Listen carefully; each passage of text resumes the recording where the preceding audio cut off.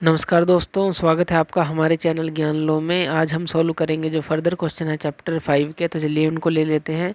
पहला क्वेश्चन है हमारे पास जो कि 17 है, 16 हम कर चुके हैं। तो यहाँ पर दिया गया है the underline words in the following sentence. ये कुछ अंडरलाइन वर्ड हमें दिए गए हैं इन सेंटेंसेस के अंदर।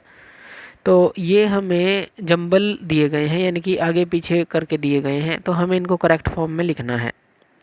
तो 17 में ये दिया गया है LOCKCA is obtained from mines. अब माइंस से मिलता है, एक हिंट भी दिया गया है।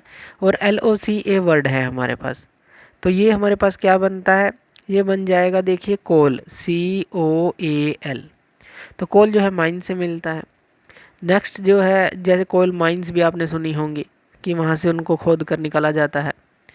नेक्स्ट है हमारे पास UMPETLORE is a fossil fuel. ये एक फॉसिल फ्यूल है। तो हमें पता है जो फॉसिल फ्यूल होता है वो क्या होता है, पेट्रोलियम। तो यहाँ पर ये क्या बन गया, क्योंकि ये सारे वर्ड हमें दिए ही गए हैं, तो ये हो गया हमारे पास पेट्रोलियम। उसके बाद RINERYFE हमें दिया गया है।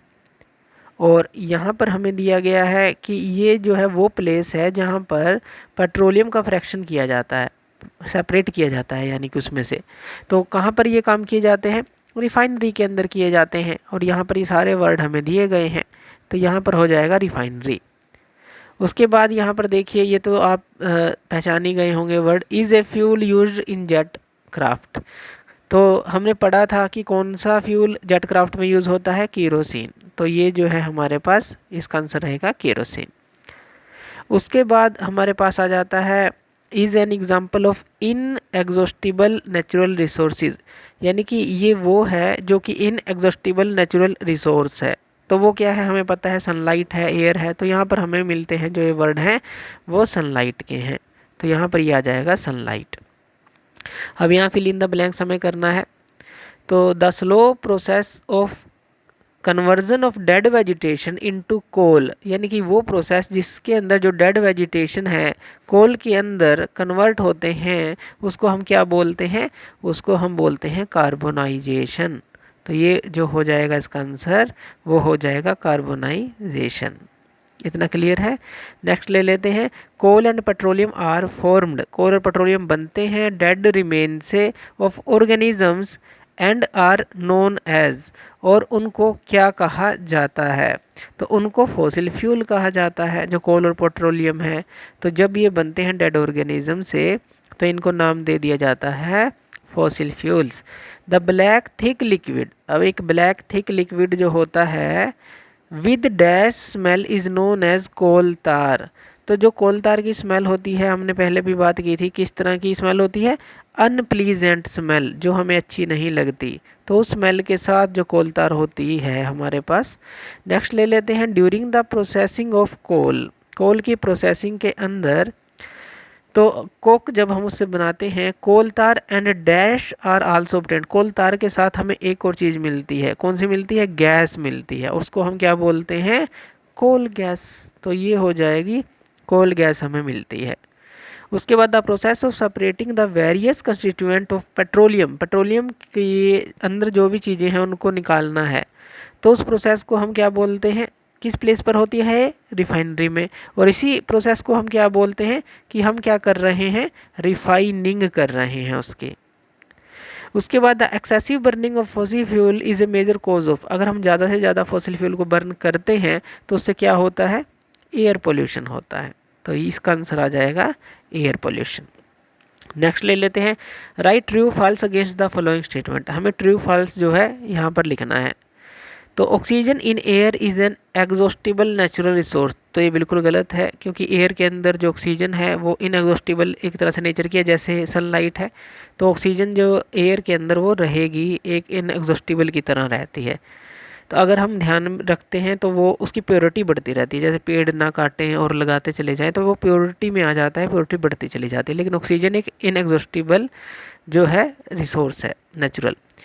बी यहाँ पर आंसर ले लेते हैं, resources which are present in ultimate quantity in nature are called exhaustible natural resource. तो ये भी गलत है, उनको हम क्या बोलते हैं, इनएग्जॉस्टिबल बोलते हैं, ना कि एग्जॉस्टिबल। ख़त्म होने वाले नहीं, ना ख़त्म होने वाले। नेक्स्ट ले लेते हैं, wild life is an exhaustible natural resource, जो वाइल्ड लाइफ है क्या वो एग्जॉस्टिबल नेचुरल रिसोर्स है? तो बिल्कुल है, ये बिल्कुल ट्रू रहेगा, क्योंकि जैसे जैसे जंगल कटेंगे तो वहाँ पर लाइफ ख़त्म होती जा रही है, तो इस तरह से एग्जॉस्टिबल है। और अगर हम जैसे कि कुछ जो हमारे पास इस तरह की स्पीसीज़ हैं जो कि नष्ट होती जा रही हैं जंगलों के अंदर, तो ये क्या हो रहा है, ये एग्जॉस्टिबल नेचुरल रिसोर्सेज हैं एक तरह से, ये ट्रू रहेगा। नेक्स्ट ले लेते हैं, ये जो क्वेश्चन है, under high temperature and pressure dead plants get slowly converted to coal, तो क्या ऐसा होता है? तो बिल्कुल ट्रू है, ये भी हमने पढ़ा था कि जो हाई प्रेशर टेम्परेचर में जो डेड प्लांट्स जो हैं जो नीचे दब जाते हैं तो वो कोल में कन्वर्ट हो जाते हैं। CNG is less polluting fuel then petrol and diesel, तो ये भी बिल्कुल ट्रू है, क्योंकि कंप्रेस्ड नेचुरल गैस इसकी फुल फॉर्म है। नेचुरल गैस को कंप्रेस्ड फॉर्म में रखा जाता है, एज ए फ्यूल अप्लाई किया जाता है उसको जब भी हम कुछ चीज़ चलाते हैं, तो ये काफ़ी कम पोल्यूटिंग जो है एक तरह का फ्यूल होता है। तो नेक्स्ट ले लेते हैं, sunlight and air are inexhaustible natural, जैसे हमने बात की कि जो सूरज की लाइट है और यानी कि सन जो लाइट है और जो हवा है वो इनएग्जॉस्टिबल है, यानी कि ना ख़त्म होने वाले रिसोर्सेज हैं। तो ऐसा क्यों है, ये कहता है कि कमेंट करके हमें बताना है। अब देखिए ये जो है, अगर सिर्फ बात करें हम क्वांटिटी की, तो ये क्या है, अनलिमिटेड क्वांटिटी के अंदर रहते हैं नेचर के अंदर, तो अनलिमिटेड क्वांटिटी में है ये नेचर में। और ये जो है एग्जॉस्ट जो है किए तो जा रहे हैं ह्यूमन एक्टिविटीज़ के द्वारा, लेकिन फिर भी अगर हम नेचुरल प्रोसेस को देखें तो जो सनलाइट है वो भी हमें डेली मिलती है और बहुत मात्रा में मिलती है, एयर भी हमें जो है डेली मिलती है और बहुत मात्रा में मिलती है, अनलिमिटेड क्वांटिटी एक तरह से कह सकते हैं, तो इसलिए इनको इनएग्जॉस्टिबल बोला गया है। नेक्स्ट क्वेश्चन ले लेते हैं, सब material resources are given in a box, यहाँ पर कुछ मटेरियल रिसोर्स दिए गए हैं बॉक्स के अंदर, ये जो है क्लासीफाई दैम इनटू एग्जॉस्टिबल और इनएग्जॉस्टिबल हमें बताने हैं कि इनमें से कौन से एग्जॉस्टिबल हैं और कौन से इनएग्जॉस्टिबल हैं। तो पहले तो हम बात कर लेते हैं, यहाँ पर लिख लेते हैं जो एग्जॉस्टिबल है और यहाँ पर हम लिख लेंगे जो इनएग्जॉस्टिबल है। तो एग्जॉस्टिबल की लिस्ट बना लेते हैं यहाँ से। अब एग्जॉस्टिबल मतलब कि जो ख़त्म होने वाले हैं, तो हमें पता है जो कोल हो गया वो ख़त्म होने वाला होता है क्योंकि फॉसिल फ्यूल है। नेचुरल गैस हो गया, ये भी जो है एग्जॉस्टिबल के अंदर आता है। उसके बाद पेट्रोलियम भी जो है एग्जॉस्टिबल में आता है। मिनरल्स जो है निकाले जाते हैं तो वो भी, और फॉरेस्ट जो है वो भी कटते चले जा रहे हैं, तो ये सारे एग्जॉस्टिबल में आ जाते हैं। तो यहाँ पर ये क्या आ जाएगा हमारे पास, कोल हो गया, और यहाँ पर ये क्या होगी, नेचुरल गैस हो गई, तो ये भी एग्जॉस्टिबल में आ गई। उसके बाद यहाँ पर पेट्रोलियम आ गया, पेट्रोलियम। उसके बाद यहाँ पर मिनरल्स आ गए, मिनरल्स, और यहाँ पर आ गई फॉरेस्ट्स, ये सारे एग्जॉस्टिबल है। उसके अलावा सर्कल में दिखा देते हैं जो इनएग्जॉस्टिबल है, एयर इनएग्जॉस्टिबल है, सनलाइट जो है इनएग्जॉस्टिबल है हमें पता है। उसके बाद जो एयर के अंदर ऑक्सीजन की बात की हमने वो भी इनएग्जॉस्टिबल होती है, तो ये तीनों यहाँ आ जाएंगे। चलिए नेक्स्ट जो है ले लेते हैं क्वेश्चन। इस क्वेश्चन में हमें क्या दिया गया है, write two important use of coke, coke के दो इम्पोर्टेंट यूज़ हमें लिखने हैं। कौन कौन से कोक के यूज़ हैं? तो ये जो है फर्नेसेस के अंदर ज़्यादातर यूज़ किया जाता है, तो यानी कि जो इसका यूज़ है यहाँ पर लिख लेते हैं जो यूज़ है इसके। एक तो ये मेटल को एक्सट्रैक्ट करने के काम आता है, जैसे काफ़ी सारा जो हम जो है रॉ मटेरियल इकट्ठा कर लें तो उसमें से मेटल्स को निकालना है, तो एक्सट्रैक्शन ऑफ जो मेटल्स के काम आता है। और ये जो स्टील मैन्युफैक्चरिंग में भी काम आता है, जैसे कि हमने फर्नेस के अंदर बात की, तो स्टील मैन्युफैक्चरिंग में भी इसका यूज़ होता है, फर्नेसेस में यूज़ करते हैं मेनली, तो ये यूज़ होते हैं इसके। नेक्स्ट ले लेते हैं, write the characteristics and some important use of coal, coal के कुछ हमें इम्पोर्टेंट यूज़ लिखने हैं। तो कोल के बारे में पहले तो हमें पता होना चाहिए ये होता किस तरह का है। कोयला आपने देखा होगा, ये एक तो ब्लैक कलर का होता है, ब्लैक कलर का हार्ड जो है स्टोन की तरह होता है, तो ब्लैक कलर स्टोन कह लीजिए इसको। तो ये क्या हो गया हमारे पास, ब्लैक कलर स्टोन। तो ये तो हमें पता चल गया किस तरह का होता है।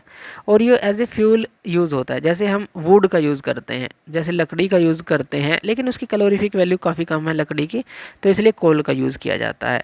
अच्छी तरह से बर्न करता है, ज़्यादा हीट देता है, तो इसलिए इसका यूज़ किया जाता है। तो एज ए फ्यूल तो यूज़ किया ही जाता है, घरों के अंदर कुकिंग के लिए भी कर सकते हैं। इसके अलावा जो इंजन्स हैं, रेलवे इंजन्स हैं, वहाँ पर स्टीम प्रोड्यूस करने के लिए जो स्टीम इंजन है वहाँ पर इसका यूज़ किया जाता है। किसके अंदर, जो रेलवे इंजन होते हैं, रेलवे के इंजन जो हैं जिनको हम लोकोमोटिव भी बोलते हैं, तो वहाँ पर इनका यूज़ किया जाता है। और इसी तरह से जो पावर प्लांट्स है जहाँ पर बिजली बनती है तो वहाँ पर भी इसका यूज़ किया जाता है। वहाँ भी स्टीम ही बनाई जाती है पानी के साथ। वहाँ पर कोयले को जलाया जाता है क्योंकि हाई कैलोरीफिक वैल्यू है, जिससे कि स्टीम पैदा होती है। फिर उसका यूज़ जो है आगे टरबाइंस पर यूज़ किया जाता है, जनरेटर जो है काम करते हैं बिजली बनाने के लिए। तो ये सारा जो है कोल का ही यूज़ हमारे पास होता है। नेक्स्ट ले लेते हैं, लुक एट फिगर 5.1। यहाँ पर हमें कुछ फिगर दी गई है। Where petroleum and natural gas are gas deposit as shown. यहाँ पर गैस दी गई है हमें और ये ऑयल वगैरह दिया गया है। तो ये पेट्रोलियम वगैरह चीज़ें हमें दी गई हैं। Why do we find oil layer above water layer. तो ये कहता है कि जो ऑयल है यहाँ पर देखिए ये जो लेयर है ये वाटर के ऊपर है, इस वाटर के ये लेयर ऊपर है, ऐसा क्यों है? तो यहाँ पर देखिए यहाँ पर आ जाता है डेंसिटी का फ़र्क, लाइटनेस का फ़र्क। जो चीज़ हल्की होगी वो ऊपर जाएगी। तो यहाँ पर वही है, जो ऑयल होता है वो जो है लाइटर होता है अगर हम वाटर से कंपैरिजन करें। आप ये देख भी सकते हैं घरों के अंदर, अगर आप मान लीजिए कोई ऑयल डाल दें और जो है पानी के ऊपर डालेंगे तो उसकी ड्रॉप ऊपर ऊपर रहती हैं। तो क्यों होता है ये? उसकी लाइटनेस के कारण, उसकी जो डेंसिटी कह लीजिए उनके डिफरेंस के कारण ये होता है। तो इसलिए ये इसके ऊपर बहता है, तो पानी के ऊपर ऑयल जो है वो बहेगा।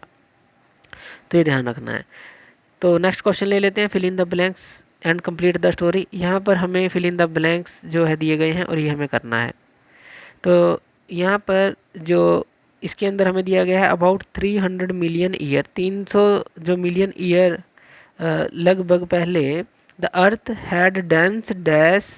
जो अर्थ था उसके पास क्या था? Dense dash in low lying wetland areas.